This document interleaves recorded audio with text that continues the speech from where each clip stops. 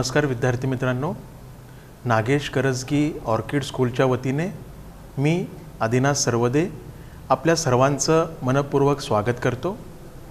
आज आपण इयत्ता 7वी मराठी या विषयामधील आत्तापर्यंत ज्या पाठांचा आपण अभ्यास केलेला आहे त्या पाठातील स्वाध्यायामध्ये दिलेल्या प्रश्नांची उत्तरे आज आपण जाणून घेणार आहोत। त्याचबरोबर काही प्रश्नांची उत्तरे ही सोडविणार आहोत। त्या अगोदर तुम्ही सर्वांनी मराठी पाठ्यपुस्तक व पेन्सिल जवळ ठेवायची आहे। ठेवली? चला तर मग सुरुवात करूयात। मराठी पाठ्यपुस्तकामध्ये पाठ क्रमांक 2 श्यामचे बंधुप्रेम, पान नंबर 4 वर स्वाध्याय दिलेला आहे। त्यातील पहिला प्रश्न, खालील प्रश्नांची 1-2 वाक्यात उत्तरे लिहा। आता या प्रश्नांची उत्तरे आपण जाणून घेणार आहोत। पहिला प्रश्न बघा, नवीन पाऊस सुरू होण्याचा मातीवर काय परिणाम होतो? नवीन पाऊस सुरू होण्याचा मातीवर काय परिणाम होतो? उत्तर आहे, उन्हामुळे तप्त झालेली जमीन नवीन पाऊस सुरू झाल्यावर शांत होऊन मातीचा रम्य सुंदर गंध सगळीकडे दरवळू लागतो। आलं लक्षात? दुसरा प्रश्न, श्यामने कोणता निश्चय केला होता? श्यामने कोणता निश्चय केला होता? या प्रश्नाचं उत्तर आहे, श्यामने आपल्या लहान भावास नवीन सदरा शिवून नेण्याचा निश्चय केला होता आणि तो निश्चय श्यामने पूर्णही केला। बरोबर। तिसरा प्रश्न, लहान भावाला आईने कसे समजावले? साने गुरुजींचा लहान भाऊ नवीन कोटासाठी सदरासाठी आईजवळ खूप हट्ट करत होता। मग अशा वेळी आईने त्या लहान भावाची कशी समजूत काढली? आणि उत्तर आहे, जेव्हा अण्णा दादा मोठे होतील, नोकरी करतील, कामधंद्याला लागतील, तेव्हा 6 महिन्यानंतर ते तुला नवीन सदरा शिवतील, तेव्हा आता हट्ट करू नकोस असे सांगून आईने लहान भावाला समजावले। ठीक आहे। यानंतर चौथा प्रश्न, श्यामचे वडील वरचेवर दापोलीला कशासाठी जात? उत्तर आहे, श्यामचे वडील कोर्ट कचेरीच्या कामासाठी वरचेवर दापोलीला जात असत। ठीक आहे। पुढचा प्रश्न, श्यामला चालण्याचे श्रम का वाटत नव्हते?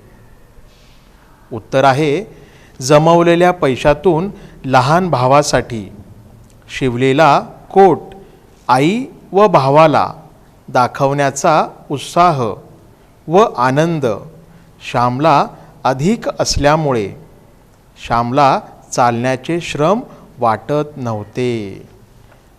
ठीक आहे मुलांनो, तर ही एकूण 5 प्रश्न आणि या 5 प्रश्नांची उत्तरं आपण जाणून घेतली। ठीक आहे। त्यानंतर पुढचा प्रश्न बघा, प्रश्न क्रमांक 2, खालील आकृत्या पूर्ण करा। आता इथं तुम्हाला पेन्सिलच्या साहाय्याने चौकटीत उत्तर लिहायचं आहे। पहिला प्रश्न बघा, श्यामला थंडीच्या दिवसात न मिळणाऱ्या गोष्टी। श्यामला म्हणजे साने गुरुजींना थंडीच्या दिवसात न मिळणाऱ्या गोष्टी कोणत्या होत्या? तर पहिल्या चौकटीत लिहा, मफलर, जॅकेट आणि गरम कोट। ठीक आहे। तर पेन्सिलने व्यवस्थित ही 3ही उत्तरं लिहायची आहेत।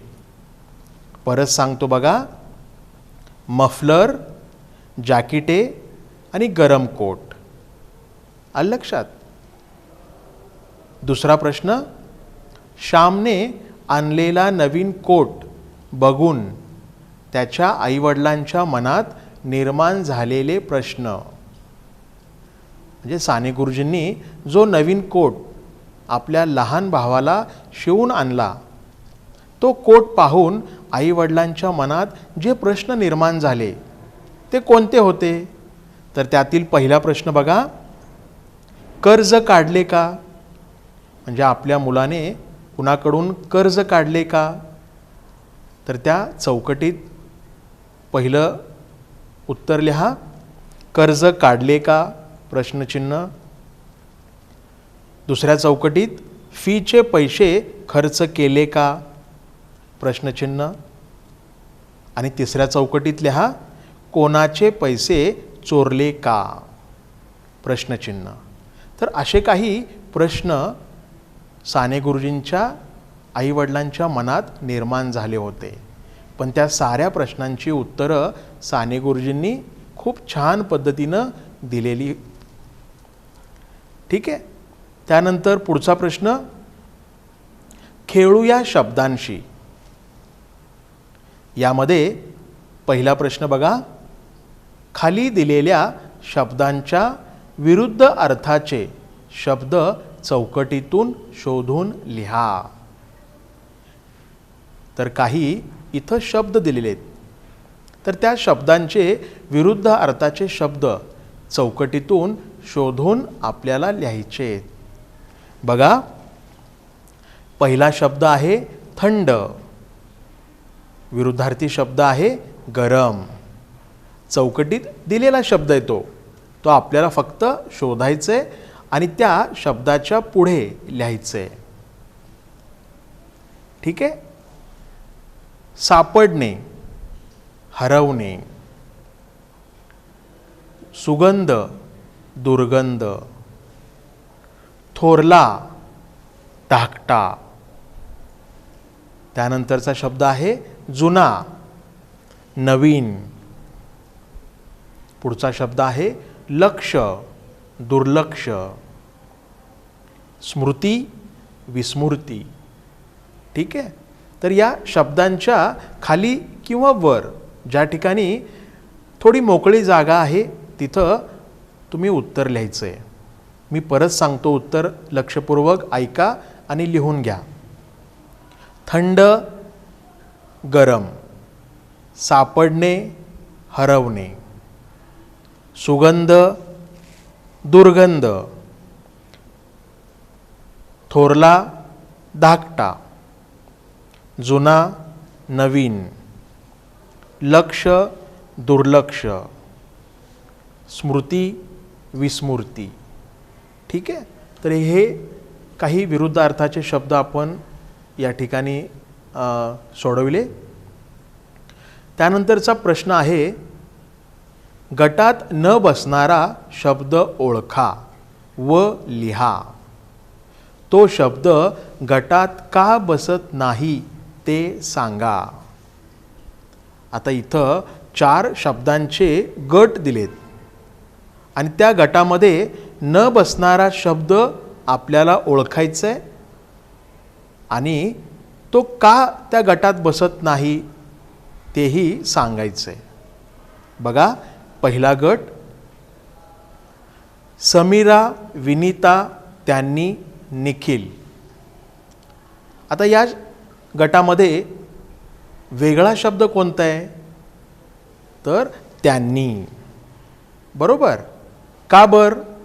कारण समीरा, विनीता, निखिल ही मुलामुलींची नावं आहेत, म्हणजे नाम आहे. बरोबर. त्यांनी हे सर्वनाम आहे. आलं लक्षात? पुढचा गट बघा, मी, सातपुते, त्याने, तिला. आता या ठिकाणी गटात न बसणारा शब्द कोणता आहे? सातपुते. हे आडनाव आहे. बरोबर. नाम आहे आणि बाकीचे सर्व नाम आहेत. मी, त्याने, तिला ही सर्व सर्वनामे आहेत.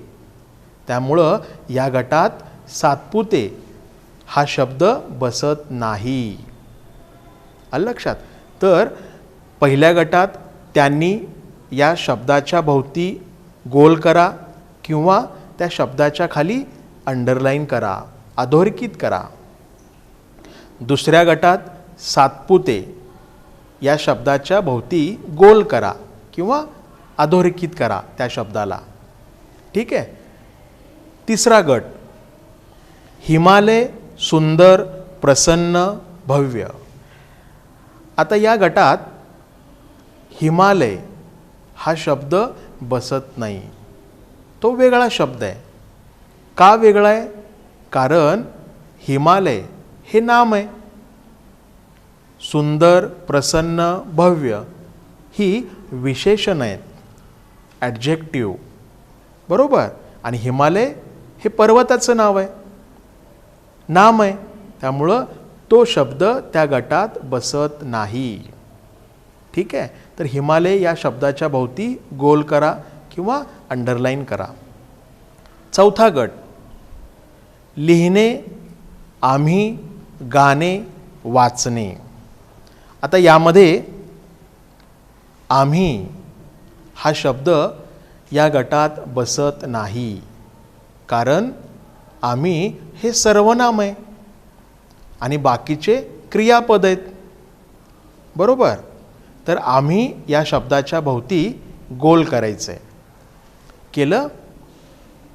त्यानंतर पुढचा प्रश्न आहे, तुम्ही तुमच्या धाकट्या भावासाठी किंवा बहिणीसाठी कोणकोणत्या भेटवस्तू घेता, कोणकोणत्या प्रसंगी घेता, हे तुम्हाला लिहायचं आहे. ठीक आहे. यानंतर व्याकरण विभागात काही प्रश्न दिलेले आहेत. बघा, पान नंबर 6 वर खाली दिलेल्या शब्दांचे क्रियाविशेषण अव्ययांच्या प्रकारानुसार चौकटीत वर्गीकरण करा. आता इथं काही शब्द दिलेले आहेत आणि या शब्दांचं आपल्याला क्रियाविशेषण अव्ययांच्या प्रकारानुसार चौकटीत वर्गीकरण करायचं आहे. ठीक आहे. तर आपण मागील सेशनमध्ये क्रियाविशेषण अव्ययांचे प्रकार हे अभ्यासलेत. आलं लक्षात? तर आता क्रियाविशेषण अव्ययांच्या प्रकारानुसार या शब्दांचं वर्गीकरण चौकटीत करायचं आहे. बघा, पहिला प्रकार कालवाचक क्रियाविशेषण अव्यय. आता यामध्ये कोणते शब्द येतात? तर उत्तर आहे, लिहून घ्या मुलांनो, दररोज, क्षणोक्षणी, परवा, सतत. तर ही सर्व कालवाचक क्रियाविशेषण अव्यय आहेत. आलं लक्षात? परत एकदा सांगतो, दररोज, क्षणोक्षणी, परवा, सतत. ठीक आहे. दुसरी चौकट स्थलवाचक क्रियाविशेषण अव्यय. आता यामध्ये तिथे, पलीकडे, समोरून, वर. तर ही सर्व स्थलवाचक क्रियाविशेषण अव्यय आहेत. बघा, मी परत सांगतो, तिथे, पलीकडे, समोरून, वर. आलं लक्षात? तिसरी चौकट रीतिवाचक क्रियाविशेषण अव्यय. यामध्ये टपटप, कसे, सावकाश, झटकन. तर ही सर्व रीतिवाचक क्रियाविशेषण अव्यय आहेत. त्यानंतर शेवटचा प्रकार परिमाणवाचक किंवा संख्यावाचक क्रियाविशेषण अव्यय. यामध्ये अतिशय, पूर्ण, जरा, थोडा, आणि मुळीच. ठीक आहे. तर ही सर्व परिमाणवाचक किंवा संख्यावाचक क्रियाविशेषण अव्यय आहेत. यानंतर पाठ क्रमांक 3 माझ्या अंगणात या कवितेखालील स्वाध्यायामध्ये बघा, प्रश्न क्रमांक 1, खालील प्रश्नांची 1-2 वाक्यात उत्तरे लिहा. यातील पहिला प्रश्न आहे, कवीच्या अंगणात कशा कशाची रास पडते. कवीच्या अंगणात कशा कशाची रास पडते. उत्तर आहे, कवीच्या अंगणात मोती पवळ्याची म्हणजेच गहू ज्वारी या धान्याची रास पडते. आलं लक्षात. दुसरा प्रश्न, रानमेवा कुठे उगवला आहे. उत्तर आहे, रानमेवा कवीच्या अंगणात उगवला आहे. बरोबर. तिसरा प्रश्न, कवी गुण्या गोविंदाने रानमेवा खायला का सांगत आहे. कवी गुण्या गोविंदाने रानमेवा खायला का सांगत आहे. उत्तर आहे, जसा आनंद दिल्या घेतल्याने द्विगुणित होतो त्याचप्रमाणे रानमेवा सुद्धा देवघेवीतून वाढतो. यामुळे आपापसातील प्रेम वाढते. म्हणून कवी रानमेवा गुण्या गोविंदाने खायला सांगत आहेत. ठीक आहे. चौथा प्रश्न, कवीच्या अंगणात पाखरे का येतात. उत्तर आहे, अंगणात पसरलेले धान्य खाण्यासाठी कवीच्या अंगणात पाखरे येतात. आलं लक्षात मुलांनो. यानंतर दुसरा प्रश्न आहे, खालील अर्थाच्या कवितेतील ओळी शोधा. या ठिकाणी कवितेतील ओळींचे अर्थ इथं दिलेले आहेत. तर आपल्याला खालील अर्थाच्या कवितेतील ओळी शोधायच्या आहेत. ठीक आहे. बघा, पहिला प्रश्न, गहू ज्वारीच्या राशीच राशी शेतात पडल्या आहेत. आता या अर्थाच्या कवितेतील ओळी आपल्याला शोधायचे आहेत. तर उत्तर आहे, गहू शाळवाचं मोती काळ्या रानात सांडलं. गहू शाळवाचं मोती काळ्या रानात सांडलं. ठीक आहे. तर या ओळींचा अर्थ इथं दिलेला आहे. आता दुसरं, काळ्या भोर मातीतून टपोरे दाणेदार असे खूप सारे धान्य पिकते. आता या अर्थाच्या कवितेतील ओळी आपल्याला शोधायचे आहेत. आणि त्या ओळी आहेत, काळ्याशार मातीतूनी मोती पवळ्याची रास. बरोबर. पुढचा प्रश्न, शेतातून काम करून दमून आल्यावर आई घास भरवते. या अर्थाच्या कवितेतील ओळी आहेत, जीव दमतो शिनतो घास भरवते माय. बरोबर. तर व्यवस्थित पुढे लिहायचे आपल्याला. चौथा प्रश्न, रानातला रानमेवा एकमेकांना देत घेत आनंदाने खाऊया. आता या अर्थाच्या कवितेतील ओळी आहेत, दिला घेतला वाढतो रानातला रानमेवा. तुम्ही आम्ही सारेजण गुण्या गोविंदानं खावा. ठीक आहे मुलांनो. त्यानंतर तिसरा प्रश्न, तुम्ही पाहिलेल्या एखाद्या धान्याच्या शेताचे वर्णन थोडक्यात लिहा. तर आपण पाहिलेल्या एखाद्या धान्याच्या शेताचे वर्णन थोडक्यात आपल्याला लिहायचं आहे. ठीक आहे. त्यानंतर चर्चा करा, सांगा. यामध्ये प्रश्न बघा, रानमेवा कशाला म्हणतात? तर रानात पिकणारी फळे त्यांनाच रानमेवा असे म्हणतात. रानमेव्यात कोणते फळे येतात? तर रानमेवा यामध्ये करवंद असतील, जांभूळ असतील, फणस, आंबे ही सगळी रानमेवा आहेत. रानात पिकणारी फळे आहेत. ठीक आहे. पुढचा प्रश्न, खेळूया शब्दांशी. त्यामधला पहिला प्रश्न, कंसात दिलेल्या पर्यायातून योग्य पर्याय निवडून वाक्य पुन्हा लिहा.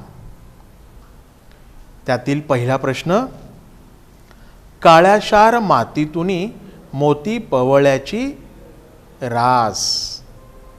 बरोबर.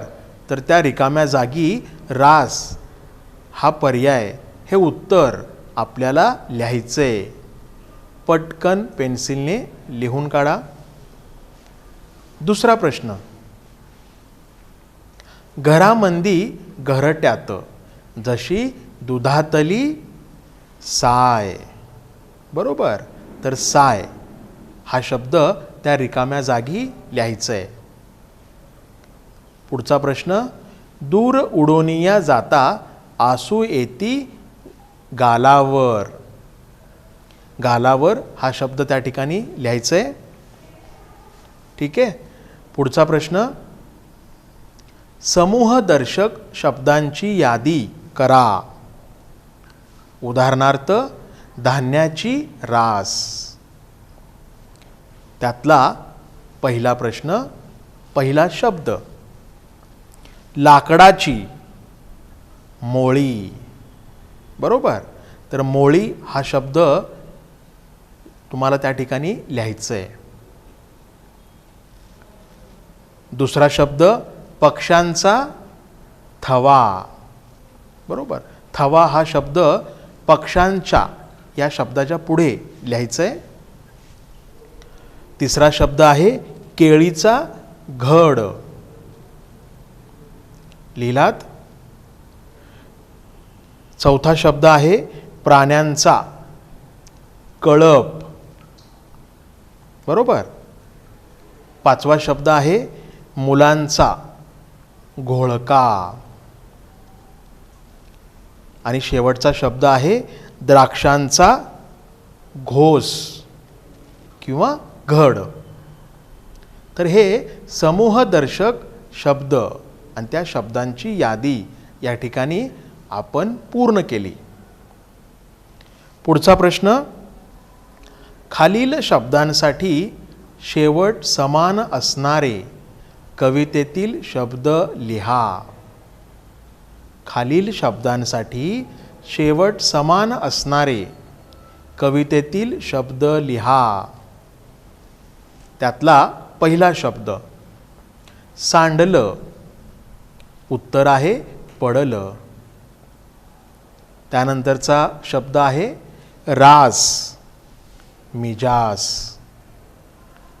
रास या शब्दाच्या पुढे मिजास हा शब्द लिहायचा आहे. ठीक आहे. तिसरा शब्द, माय, साय. ठीक आहे. पुढचा प्रश्न, खालील शब्दांसाठी प्रमाण भाषेतील शब्द लिहा.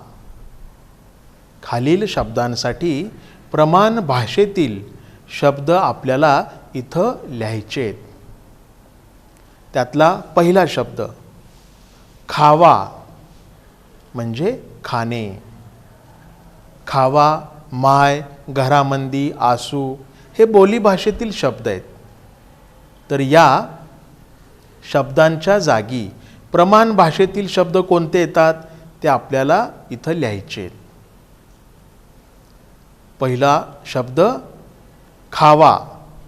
उत्तर आहे खाणे. त्यानंतर माय. उत्तर आहे आई. बरोबर. माय या बोलीभाषेतील शब्दासाठी आई हा शब्द प्रमाण भाषेतला या ठिकाणी आपल्याला लिहायचं आहे. पुढचा शब्द आहे घरामंदी. घरामध्ये. घरामंदी म्हणजे घरामध्ये. ठीक आहे. चौथा शब्द आहे आसू, अश्रू व आपण आसवे असंही या ठिकाणी म्हणू शकतो. तर बघा, मी परत एकदा सांगतो. पहिल्या शब्दाचं उत्तर आहे खाणे, दुसरं उत्तर आहे आई, तिसरं उत्तर आहे घरामध्ये आणि चौथं उत्तर आहे अश्रू किंवा आसवे. ठीक आहे.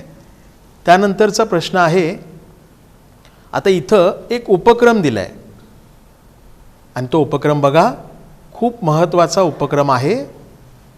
तुमच्या परिसरातील एखाद्या अनुभवी शेतकऱ्याची तुम्हाला मुलाखत घ्यायची आहे. त्यासाठी प्रश्नावली तयार करा. आपल्या परिसरातील एखाद्या अनुभवी ज्येष्ठ शेतकऱ्याची मुलाखत घ्यायची आहे. मग त्या मुलाखतीसाठी आपल्याला प्रश्नावली तयार करायची आहे. प्रश्नावली म्हणजे क्वेश्चन बँक. ठीक आहे. तर तुम्हाला ही प्रश्नावली तयार करायची आहे. पुढचा प्रश्न, खेळ खेळूया. यामध्ये पहिला प्रश्न, स चा शब्द पंखा पूर्ण करा. आता इथं एक शब्द पंखा आपल्याला पूर्ण करायचा आहे आणि तोही स या अक्षराचा. ठीक आहे. बघा, त्यातला पहिला प्रश्न, वर्णमालेतील 32वे अक्षर कोणतं आहे? स. तर 1 नंबरच्या चौकटीत स हे अक्षर लिहायचं आहे. वर्णमालेतील 32वे हे अक्षर आहे. लिहिलात? स हे पहिल्या चौकटीत लिहायचं आहे. त्यानंतर दुसरा प्रश्न, जंगलातील एक भित्रा प्राणी. उत्तर आहे ससा.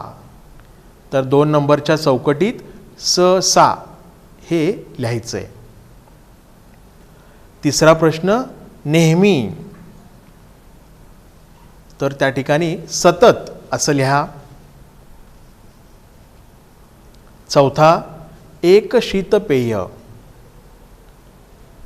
उत्तर आहे सरबत.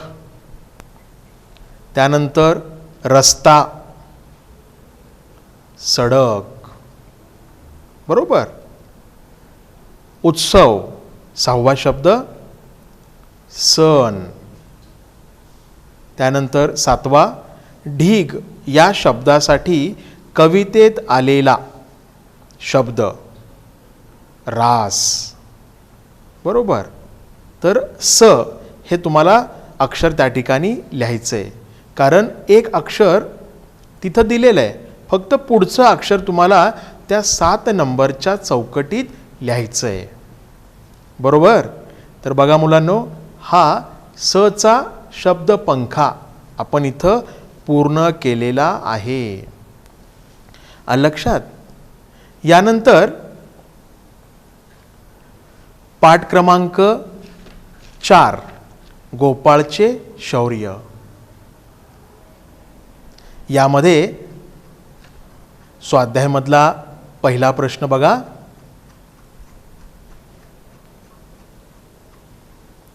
खालील प्रश्नांची 1-2 वाक्यात उत्तरे लिहा. पहिला प्रश्न, कर्णागड कुठे वसलेला आहे?